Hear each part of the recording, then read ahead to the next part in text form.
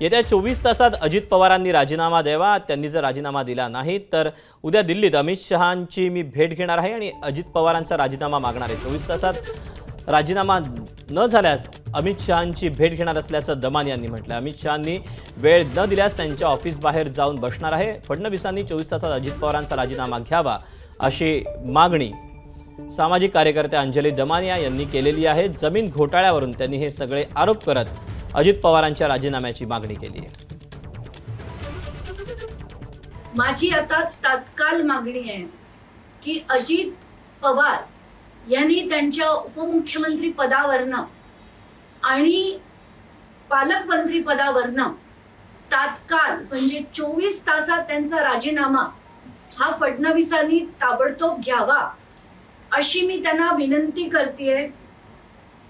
त्यांना वॉर्निंग देतेय की जर हे त्यांनी केलं नाही तर मला पुढचं पाऊल म्हणजे उद्या दिल्लीला जाऊन अमित शहा यांची भेट घ्यावी लागेल।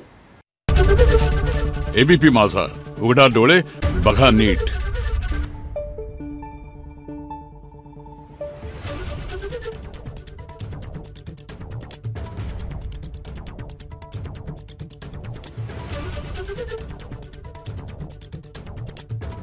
Thank you.